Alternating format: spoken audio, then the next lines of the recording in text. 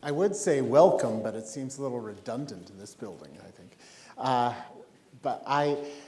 WHO has recently started this arts and health program, and I would disagree in saying that it's new. I think looking at it formally is new, but when you think about it, if we go back far enough, having a healing ceremony, having a performance ceremony, having a religious ceremony, even an athletic event, was all the same ceremony. When we go back 70,000 years to the beginning of the cognitive revolution in our species and the beginning of imaginative art, there was a change that happened neurologically, where we began to ask the question, what if? Where we began to neurologically empathize with our fellow humans, creating a sense of community and a different conception of well-being. So, WHO. The other part that is not new about arts and health is that we've been doing engagements at the country level using various media for decades, usually associated with some kind of vertical program. When DOTS was introduced in East Africa and the TB program, we used local radio during the height of the HIV crisis 16 years ago. We used street theater to reduce stigma, to educate people on prevention. So the arts has always been a part of it, but it hasn't been rigorously studied. We did it because it worked. We had to, but it wasn't a formal area. So in terms of my background, when I was young and beautiful, I was an actor, a playwright, director, eventually got hired by the Rockefeller Foundation as their research manager, and then came to WHO and was originally hired to start the knowledge management strategy there, and eventually ended up working on health informatics. I started that program, and then online communication. But when Dr. Tedros came on board as our new Director General a few years ago, he put out this famous call to staff for crazy ideas.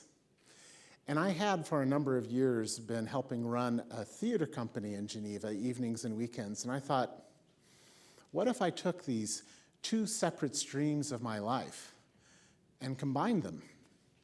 So I pitched an idea for this arts and health program, and he gave me my 15 minutes as an elevator pitch.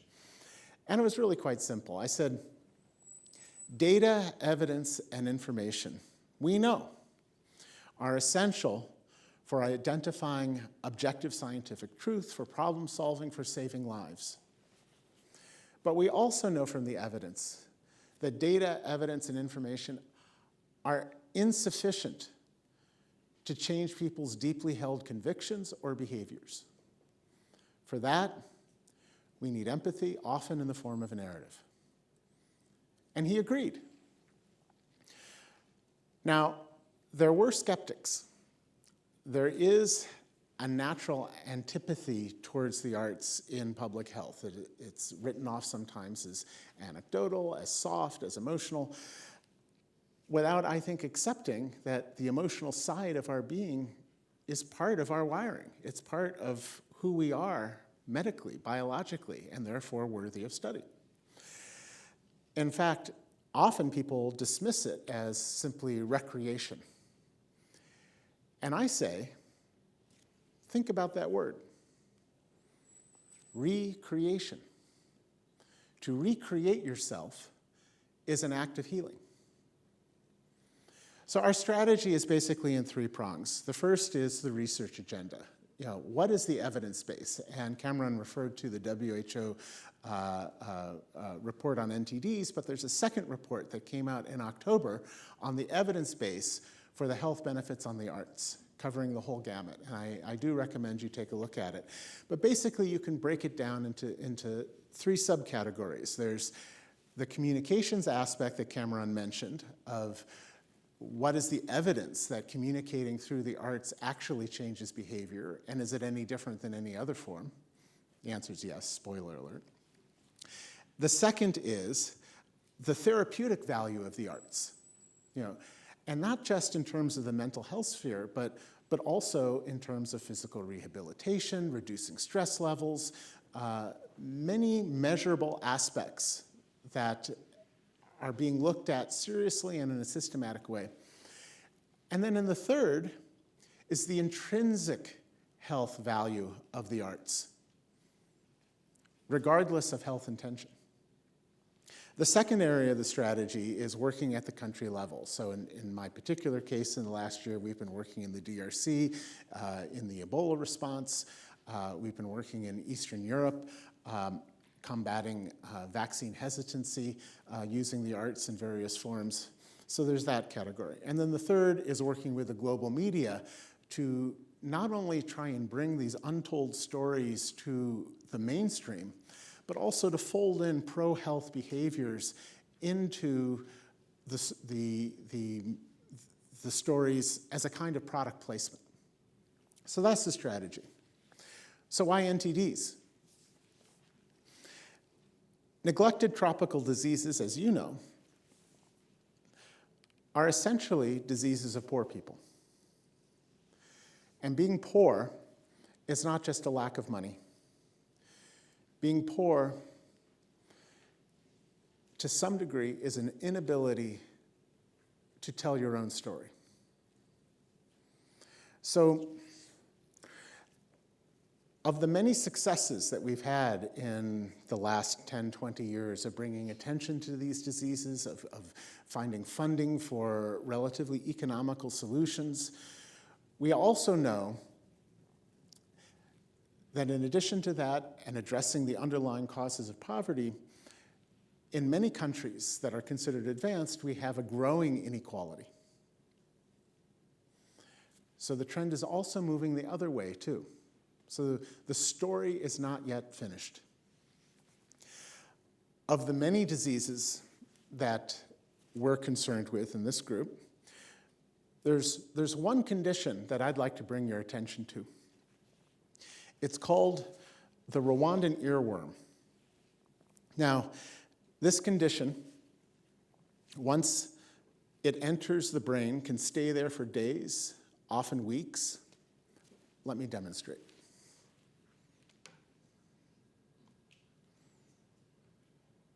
Okay, I'd like you to stand. And put down your pad and papers and all of that, if you can. Now, I want you to find some room on your abdomen, right? Now, try and repeat after me. Listen to it first. Now join in.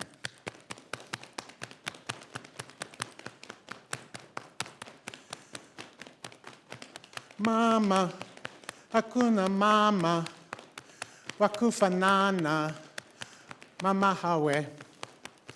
Mama, hakuna mama, wakufanana, mama hane. That was very nice. Now, what that means in Rwandan is, Mama, there's no one in the world like you. And you know, it's true. So what just happened? We woke up. We began to feel a little curiosity. What's going to happen next? We fell into a moment of deep listening, where it's no longer me lecturing about WHO strategy, but having to pay attention not just to me, but to each other. A sense of community was created. The beginnings of trust. And biochemically, according to the recent research, our heartbeats began to synchronize. And even the health markers in our bloodstream began to tick upwards. So I'm not saying the mama song is going to cure your schistosomiasis. But I am saying that if one of the problems that we face, and we're facing it in the DRC right now with the Ebola response, of a lack of trust of outsiders, of experts coming in and trying to tell you things scientifically that don't make a lot of sense in their context, by creating a moment like this, not only is that communication more likely to be trusted and heard, but who knows, we might be hearing a context that helps us understand what's really going on as well. It's actual, real communication. And although it may not cure the disease, it may put people into a frame of mind that is more healing, and even if that fails, to understand more passionately and personally the journey that they're about to undertake. What is health? According to the WHO 1947 Constitution, health is not an absence of disease. Health is a complete state of physical, mental, and social well-being. And if that's the case, then the arts in all of its forms, and not just the formal forms, but game playing, sporting events, jokes. This is how our species evolved to manage those aspects of well-being and to practice them. So, I've been asked to make a plug tomorrow afternoon at 4 o'clock. If you're interested in hearing some of these stories of these forces at play, what is the neurology behind it of what makes it work, and through song, through story, through jokes, to actually perhaps even move you, do come. I'm performing a piece called Stage 4, Global Stories on Empathy and Health. But I think for this entire festival, thinking in terms of not just the facts, but how we relate to each other and to the world. Thank you.